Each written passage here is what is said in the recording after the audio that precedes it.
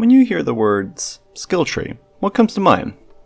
For me, it's something like cycling through endless menus, or maybe it's that one thing that you constantly need to check to see if you've unlocked something new. Either way, the modern idea of a skill tree is one that inherently disrupts player experience, a crutch for a game's progression to rely on. This got me thinking about how we could design a pseudo skill tree that disrupts play as little as possible. You would need to bake in the skill tree to the gameplay itself, and make obtaining these new skills an interesting problem for the player to solve. As I was thinking about this, I started looking for games that already do this well, so that we can learn from them. In discussing this topic with a friend of mine, Terraria came up. Terraria's skill tree is an excellent example of what I'm aiming for, as most people probably wouldn't even recognize it as a skill tree. Terraria hides this part of its design through several systems working together to push the player down certain paths. Now, what do I mean by this? Terraria is a game that does very little to actually tell the player what to do.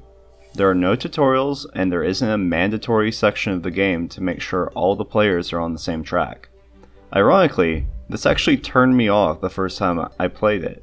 The controls were a bit confusing, and the lack of direction made it hard to understand what I needed to do. Despite this, the longer I played the game, the more I started to understand. It wasn't that Terraria didn't have any guidance for the player. We were just speaking different languages. I mean, there's literally a character in the game whose entire purpose is to guide the player. I was so used to games forcibly showing me how to play them that when I got to Terraria, I didn't know what to do. Instead of showing the player step by step what to do, Terraria has several systems interacting with each other to guide the player into learning on their own. For instance, Terraria has an absolutely massive crafting system, and a lot of players probably rely heavily on the game's wiki to figure out what they need. But the game cleverly uses the guide to teach the player. You can give the guide any item with the material tag, and he'll tell you what it can be made into and which crafting station to use. Once I learned this, I found myself constantly going back to the guide whenever I found a cool new enemy drop to see if I could craft a new piece of equipment. So you may be asking, Sparks, this is all well and good, but what does this have to do with skill trees? The clever among you may have already guessed this, but Terraria's equipment and class structure are what I think to be their invisible skill tree. Like I just mentioned, equipment in Terraria can be anything from giving you a slight stat increase to completely changing how you play the game. Broadly speaking, Terraria has 4 main classes: Melee, Ranger, Mage, and Summoner. Now, you don't have to choose your class at the start of the game when you're making your character. No, classes in Terraria are determined by what armor you're wearing and what weapons you're fighting with. This both gives the player more freedom when making their build, as well as creates an environment where the player can change up their playstyle if they find something new. Take for instance the Feral Claw. This is one of the most important accessories for the melee class because it allows the player to simply hold down the attack button instead of repeatedly pressing it. This is a massive game changer for the class, as players who drifted away at an early stage may find themselves going back to the melee weapons now that you don't have to focus on timing their attacks. In this way, the game helps you build out your playstyle through exploration of the world and fighting enemies for drops instead of assigning you a certain number of points per level. Now, it may sound that I'm being overly critical of skill trees in their current form, and to an extent, I am. There are certain games where Terraria's style of progression just wouldn't make sense. Take for instance a game like Kingdom Come Deliverance.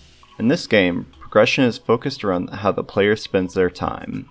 If you focus on fighting, then your sword and strength skills will increase, but if you spend all your time brewing potions, then that will be reflected in your growth.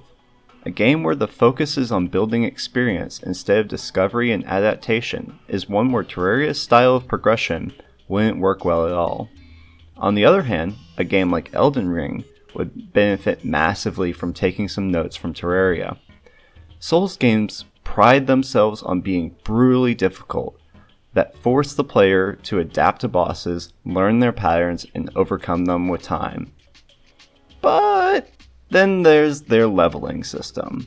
This acts almost as a crutch for the game, since if a player can't be a boss, there's always the option of grinding out levels until your stats are high enough to scratch out a victory.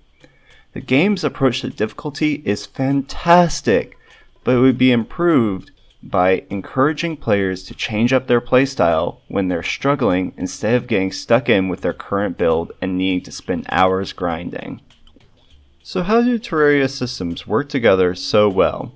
Like the Souls games, Terraria has bosses scattered throughout the game, and these bosses are no joke.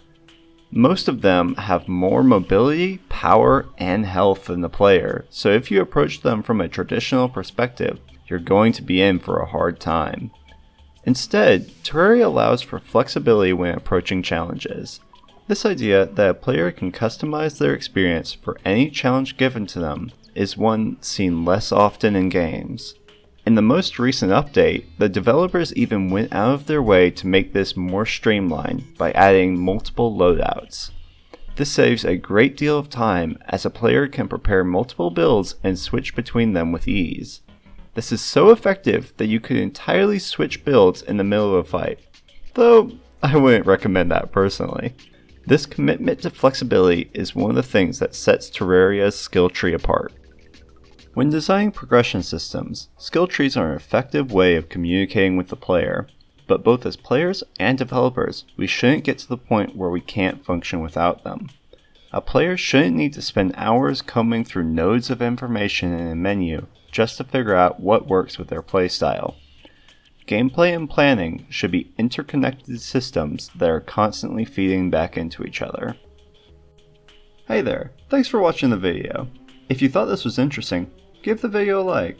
If you disagree with me, I'd love to hear your opinion in the comments. Or if you're shy, an emoji representing how Terraria's skill tree makes you feel to help me please the algorithm. Anyway, see you next time.